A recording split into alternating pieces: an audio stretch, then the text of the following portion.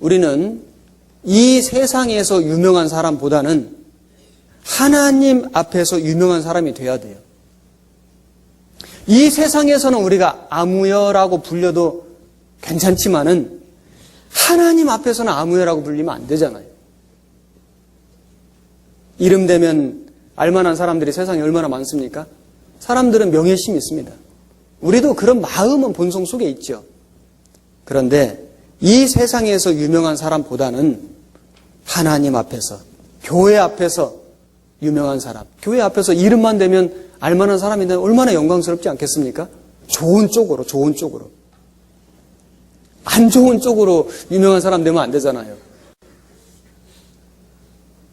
그래서 이 룻기를 쭉 정리를 해보면은 룻기 1장하고 룻기 4장은 완전 반전됩니다. 하나님이 우리 인생에게 주시는 복 중에 제일 좋은 복이 전화이복.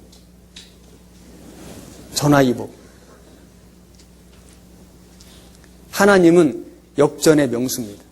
역전의 명수.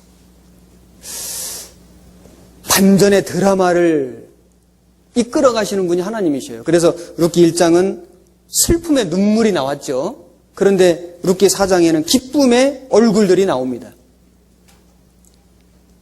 룻기 1장에는 장례식이 나오잖아요. 장례식. 남편도 죽고 아들도 죽고 계속 죽은 겁니다. 그런데 룻기 4장에는 결혼식이 나오잖아요. 룻기 1장에는 불안이 있었고 슬픔이 있었고 괴로움이 있었습니다. 그런데 룻기 4장에 가면은 기쁨이 있고 안전이 있고 사랑이 있잖아요. 그래서 하나님은 인간의 실수와 잘못에도 불구하고 그 슬픔과 역경을 딛고 일어설 때 하나님은 하나님의 뜻을 이루어 주실 뿐만 아니라 그 사람에게 축복 주시는 분이라는 걸 알 수 있습니다. 그리고 이 룻기에 나오는 이 사람들을 보면은 교회 모형이 됩니다. 교회. 그래서 그 엘리멜렉은 이름의 뜻이 뭐냐면 나의 하나님은 왕이다 이런 뜻입니다. 이름의 뜻이. 그리고 나오미는 아까 말씀드렸죠. 기쁨, 희락 이런 뜻이고 두 아들 말론과 기론 이름이 좀 어렵죠. 말론과 기론이 있는데 노래 또는 장식 이런 뜻입니다. 노래와 장식. 그래서 이 모압에서 이제 엘리멜렉도 죽고 말론과 기론도 죽었죠. 하나님은 나의 왕이시다. 이스라엘 민족이 불순종함으로 말미암아 다른 나라의 그 지배받는 삶을 계속 살았잖아요. 처음에 바벨론에게 지배받았습니다. 하나님은 나의 왕이신데 지배를 받았습니다. 침략을 받았습니다. 망하게 됐습니다. 죽은 겁니다. 말론과 기론도 죽었잖아요. 노래가 그치고 장식이 다 떼어진 겁니다. 그래서 나오미가 희락 기쁨이었는데 돌아올 때는 마라가 됐잖아요. 마라. 이스라엘 백성들이 바벨론 포로됐다가 돌아올 때는 아주 비참하게 돌아왔습니다. 그 뒤로도 계속 불순종으로 말미암아 고난의 역사를 이어갔습니다. 그런데 룻은 교회 모형이 됩니다. 룻은 외국인이었죠. 외국인. 말은 이방인입니다. 룻은 이스라엘 중에는 분깃이 없습니다. 이방인들은 원래 분깃이 없었습니다. 그런데 이 룻이 여호와의 날개 아래 피하기를 간절히 사모했고 나오미 하나님을 붙쫓았습니다.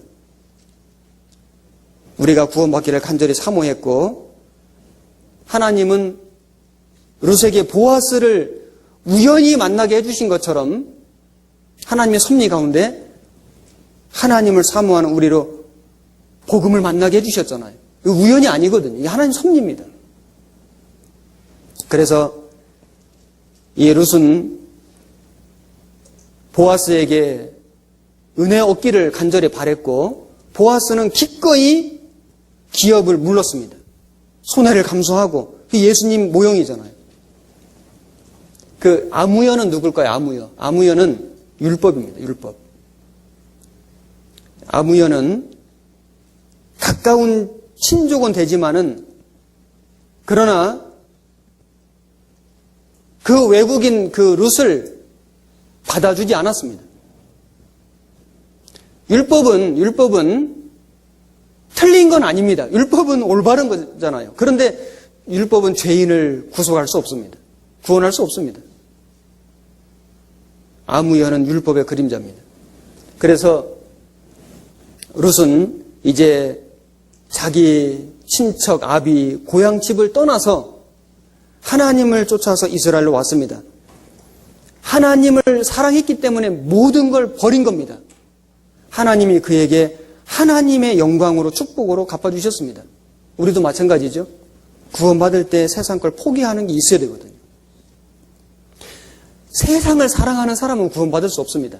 구원받은 이후에도 자기 십자가를 지고 세상 것을 좀 내려놓고 포기할 때 하나님이 그에게 축복하십니다. 그를 통해서 하나님이 일하십니다. 이것이 룻기를 통해서 나타난 하나님의 섭리라고 말씀드릴 수 있습니다.